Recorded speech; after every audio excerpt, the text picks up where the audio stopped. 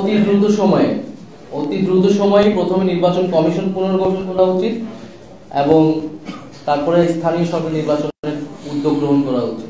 না, আমরা specific date দিচ্ছি না, আমরা মনে করি উদ্যোগটা দ্রুত সময়ের মধ্যে নেওয়া উচিত। আমরা আশা করি যে সরকার কোনো দলের পক্ষে নয়, জনগণের পক্ষে অবস্থান গ্রহণ করবে। কোনো দলকে সন্তুষ্ট করা এই অন্তর্বর্তী সরকারের, গণঅভ্যুত্থান পরবর্তী সরকারের দায়িত্ব না আসলে। যে সংকটময় পরিস্থিতি তৈরি হয়েছে সেটার জন্য অনতি বিলম্বে স্থানীয় সরকার নির্বাচন দিয়ে দেওয়া উচিত এবং স্থানীয় সরকার নির্বাচন দেওয়া এই নির্বাচন কমিশনের পক্ষে সম্ভব নয়। সেই আস্থাটা আমরা রাখতে পারতেছি না, কারণ তারা পক্ষপাতমূলক আচরণ করছে, তারা সংস্কার প্রস্তাবনা আমলে নেয়নি এবং তাদের যে গঠন প্রক্রিয়া সেখানেই ত্রুটি রয়েছে। ফলে আমরা প্রথমে নির্বাচন কমিশনকে পুনর্গঠন করে স্থানীয় সরকার নির্বাচনের দাবি জানাচ্ছি। নতুন স্থানীয় সরকার নির্বাচন করলে জনপ্রতিনিধি আসবে, নাগরিক সমস্যাগুলো লাঘব হবে এবং এই নির্বাচন আমরা বলতেছি যে নির্বাচনগুলো অবৈধ ছিল এবং ওই আমলে ফ্যাসিবাদ বিরোধী সবগুলো পক্ষ আমরা প্রত্যাখ্যান করছি। এখন সেই নির্বাচনের তো আমি বলতে পারি না। আমি যমুনা ইলেকট্রনিক্স ঈদে ডাবল খুশি অফার সিজন 3, যে কোনো পণ্য কিনলেই পাচ্ছেন নিশ্চিত ঈদ উপহার। সেটার বৈধ মেয়র বা প্রার্থী, এটা আসলে দ্বিচারিতা।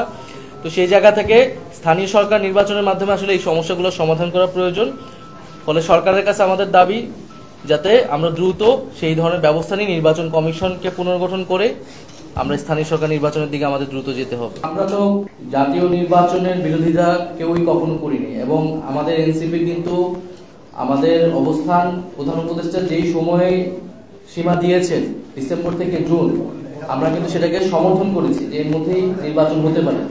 তবে নির্বাচনের জন্য আমরা বিচার এবং সংস্কারের কথা বলেছি এবং নির্বাচনটা গণপরিষদ নির্বাচন একই সাথে করা যায় করতে হবে, সেই কথাটা আমরা বলেছি নতুন সংবিধানের জন্য। স্থানীয় সরকার নির্বাচনের দাবিটা বা আলাপটা কিন্তু আজকে হঠাৎ আমরা দিচ্ছি না, এটা এর আগেও দেওয়া হয়েছে। নির্বাচন কমিশন যে ত্রুটিপূর্ণ এটাও আজকে আমরা প্রথম দিচ্ছি না, এটাও আমরা এর আগে দিয়েছি। ফলে আমরা নতুন কোনো কথাই বলছি না, বরং উদ্ভূত যে পরিস্থিতি সেই পরিস্থিতির একটা সমাধান হিসেবে, একটা রাজনৈতিক দল হিসেবে আমাদের দায়িত্ব কর্তব্য এই সময়ে বক্তব্য রাখা এবং কর্মসূচি নিয়ে জনগণের ভিতরে হাজির হওয়া। আমরা আমাদের দায়িত্বটা কেবল পালন করছি। এছাড়া আমরা যদি বিএনপির সংখ্যা থাকে বা অন্য কোনো দলের সংখ্যা থাকে জাতীয় নির্বাচন পিছানো, বা সেক্ষেত্রে আমরা তো বলি নাই যে জাতীয় নির্বাচন পিছিয়ে স্থানীয় সরকার নির্বাচন করতে হবে। প্রয়োজনে গণপরিষদ নির্বাচন ও জাতীয় নির্বাচনের তারিখ ঘোষণা হয়ে যাক, তারিখ ঘোষণা হয়ে সবাইকে আশ্বস্ত করেই তার আগে স্থানীয় সরকার নির্বাচনকে দিই, আমাদের সে বিষয়ে কোনো আপত্তি নেই। কিন্তু এখন যে সারা দেশে নাগরিকরা সেবা পাচ্ছে না এবং এই অবৈধ নির্বাচনগুলোর প্রার্থীরা আদালতে দৌড়াদৌড়ি করছেন নিজেদের একটু ক্ষমতার লোভে, একটু পদের লোভে, এগুলো একটা সংকটময় পরিস্থিতি তৈরি করেছে। ফলে এই সংকট থেকে বের হতে হলে স্থানীয় সরকার নির্বাচন দিতে হবে এবং স্থানীয় সরকার নির্বাচন দেওয়ার মাধ্যমে আসলে জাতীয় নির্বাচনের পরিবেশ তৈরি হবে। এই সরকার, এই প্রশাসন, নির্বাচন কমিশন কতটুকু সক্ষম সেটাও আসলে প্রমাণ হবে, কারণ দীর্ঘদিন বাংলাদেশে একটি সুষ্ঠু নির্বাচন কিন্তু আসলে ছিল না। ফলে সেই আস্থার জায়গাটা আরো বেশি তৈরি হবে।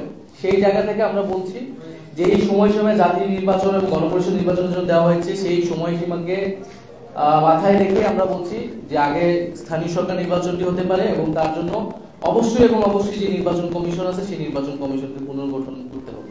বৈষম্যবিরোধী ছাত্র আন্দোলন কিন্তু স্বতন্ত্রভাবে, স্বাধীনভাবে পরিচালিত হবে। জাতীয় নাগরিক পার্টি একটা রাজনৈতিক দল, বৈষম্যবিরোধী ছাত্র আন্দোলন একটা গণঅভ্যুত্থানের প্ল্যাটফর্ম, আমরাও সেই প্ল্যাটফর্মের নেতৃত্বে ছিলাম, আমরা এখন সাবেক হয়েছি। তো আমরা আশা করি দ্রুত সময়ের মধ্যেই তারা তাদের যেই কাউন্সিল, সেই কাউন্সিল করে তাদের নতুন কেন্দ্রীয় নেতৃত্ব নির্বাচন করলে সারা দেশের যে শৃঙ্খলা, সেই শৃঙ্খলাটি দ্রুত আয়ত্ত আসবে। আর গতকাল ধানমন্ডির বিষয়ে যেটা বলছেন সেটা আমরা শুনতে পেয়েছি, আমরা সে বিষয়ে তদন্ত করছি, খতিয়ে দেখছি। আর প্রথম প্রশ্নটা ছিল যে আপনার জিম্মি করার বিষয়ে। আমরা কিন্তু গণতান্ত্রিক প্রক্রিয়াতেই আন্দোলনে দাবি আদায়ের কথা বলছি। এখন আপনি দেখবেন যে আওয়ামী লীগ নিষিদ্ধের যে বিষয়টি, সেটি কিন্তু আসলে আমরা যখন একদম শেষ সীমায় চলে গিয়েছিলাম, গত 9 মাস ধরে যখন কোনো ধরনের ব্যবস্থা নেওয়া হচ্ছিল না, সেটা কিন্তু শেষ সীমায় যাওয়ার পরে কিন্তু আমরা নিয়েছি। আমরা কিন্তু প্রথমেই যে গিয়েছি এরকম না, বরং আমরা 5ই আগস্টের পর থেকে বিভিন্নভাবে আমরা বলে আসতেছিলাম। যখন আমরা সরকারের ভিতরে ছিলাম তখন আমরা বলেছি, যারা বাইরে ছিল তারাও বলছেন। ফলে ইলেকশন কমিশন পুনর্গঠনের দাবিটাও আমরা কিন্তু বলে আসছিলাম অল্প অল্প করে। কিন্তু আমরা যখন দেখলাম যে এই ইশরাক হোসেন মামলার যে বিষয়টা একেবারে সরাসরি ইলেকশন কমিশন এই সংকটটা তৈরি করেছে, তারা এই মামলায় কোনো কন্টেস্টই করেনি এবং তারা আপিলও করেনি।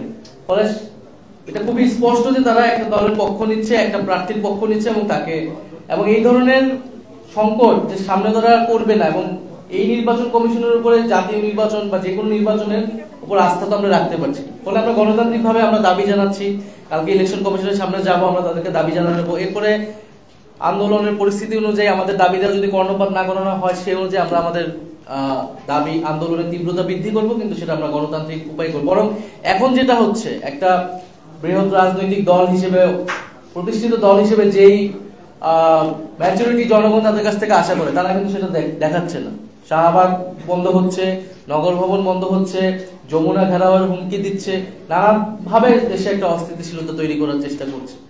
ফলে আমি বলবো যে সবাইকেই এই জায়গা থেকে সরে আসা উচিত এবং আলোচনার মাধ্যমে, আমাদের তো এখন একটা আলোচনা, রাজনৈতিক দলগুলোতে একটা আলোচনার পরিবেশ আছে সরকারের সাথে, এবং আমাদের সব রাজনৈতিক দলের মধ্যে সেই যোগাযোগ, সেই সম্পর্কটা আছে। আমরা যাতে যদি আলোচনার মাধ্যমে, সংলাপের মাধ্যমে আমরা যদি সমাধান করতে পারি, তাহলে এটা দেশের জন্য, সবার জন্য আসলে ভালো।